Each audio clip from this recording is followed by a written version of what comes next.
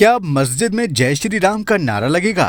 क्या मस्जिद में जय श्री राम का नारा कानूनी रूप से ठीक माना जाएगा? क्या हाईकोर्ट ने मस्जिद में जय श्री राम नारे पर दे दिया बड़ा फैसला? दोस्तों, पूरे देश में हिंदू और मुसलमान और उनके आपसी रिश्तों को लेकर अक्सर बहस चलती रहती है। भारत में ऐसा ट्रेंड देखा गया है कि जो मुसलमानों के धार्मिक हितों की खुलकर बात करे वो सेक्युलर माना जाता है, और जो हिंदुओं के धार्मिक हितों की खुलकर बात करे उसे सांप्रदायिक ठहरा दिया जाता है।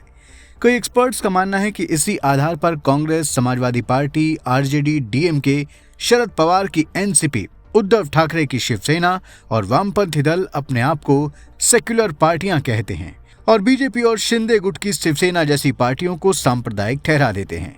लेकिन तथाकथित सेक्युलर पार्टियों को हाईकोर्ट का एक फैसला शायद पसंद नहीं आए, जिसने अपने एक आदेश में कहा है कि मस्जिद में जय श्री राम का नारा लगाने से मजहबी भावनाएं आहत नहीं होती। वीडियो में बताएंगे कि क्या है मस्जिद में जय श्री राम का नारा लगाने का पूरा मामला। बस आप देखते रहिए द कर्मा। दोस्तों, आपको बता दें कि कर्नाटक हाईकोर्ट ने उन दो हिंदू युवकों के खिलाफ दर्ज केस को रद्द कर दिया है, जिसमें उनके ऊपर जय श्री राम का नारा लगाकर धार्मिक भावनाएं भड़काने का आरोप लगाकर केस चलाया जा रहा था। दोनों युवकों पर दक्षिण कन्नड़ के कड़ाबा ताल्लुक के एट्टूर गांव में बदरिया जुम्मा मस्जिद के परिसर में घुसकर जय श्री राम के नारे लगाने का आरोप लगा था, जिसके बाद कड़ाबा पुलिस स्टेशन में एफआईआर दर्ज की गई थी। इस एफआईआर के खिलाफ दोनों युवक कीर्तन कुमार और एनएम सचिन कुमार ने हाईकोर्ट का दरवाजा खटखटाया था। दोस्तों, दोनों हिंदू युवकों की याचिका पर सुनवाई करते हुए कर्नाटक हाईकोर्ट ने बेहद महत्वपूर्ण फैसला सुनाया। न्यायमूर्ति एम नाग प्रसन्ना की सिंगल बेंच ने कहा, हम इस तर्क को नहीं समझ पा रहे हैं कि जय श्री राम जैसे नारे लगाने से धार्मिक भावनाएं भड़कती हैं। आरोपियों के खिलाफ आईपीसी की धारा 295A के तहत मामला दर्ज किया गया है।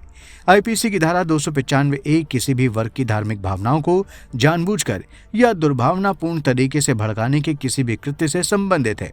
लेकिन अगर कोई जय श्री राम का नारा लगाता है तो ये समझ में नहीं आता कि इससे किसी अन्य वर्ग की धार्मिक भावनाएं कैसे भड़क सकती हैं। हाईकोर्ट ने आगे कहा कि शिकायतकर्ता ने खुद कहा है कि कदबा क्षेत्र में हिंदू और मुस्लिम सद्भावना से रह रहे हैं। ऐसी स्थिति में ये कल्पना करने की कोई गुंजाइश नहीं है कि इस तरह की घटना से क्षेत्र की शांति व्यवस्था को खतरा होगा।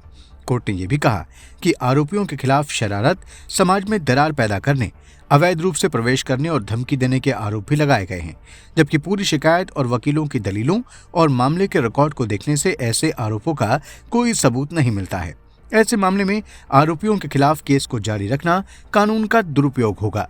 इसके बाद कर्नाटक हाईकोर्ट ने दोनों युवकों की अर्जी को वैध करार देते हुए उनके खिलाफ दर्ज एफआईआर को रद्द करने का आदेश जारी कर दिया। आपको बता दें कि सुनवाई के दौरान कर्नाटक की कांग्रेस सरकार की तरफ से पेश वकील ने दोनों हिंदू युवकों की याचिका का विरोध किया और कहा कि मामले में आगे जांच की जरूरत है। लेकिन कोर्ट ने माना कि वर्तमान मामले में कथित अपराध का सार्वजनिक व्यवस्था पर कोई प्रतिकूल प्रभाव नहीं पड़ा है। हाईकोर्ट ने 2017 के महेंद्र सिंह धोनी बनाम येरा गुंटला श्याम सुंदर के मामले में सुप्रीम कोर्ट के फैसले का हवाला देते हुए कहा कि जिन कार्यों का शांति या सार्वजनिक व्यवस्था को नष्ट करने पर कोई प्रभाव नहीं पड़ता है, उन्हें आईपीसी की धारा 295A के तहत अपराध नहीं माना जाएगा। अपराध के कोई तत्व नहीं पाए जाने के बाद भी याचिकाकर्ताओं के खिलाफ आगे की कार्यवाही की अनुमति देना कानून की प्रक्रिया का दुरुपयोग और न्याय की विफलता होगी।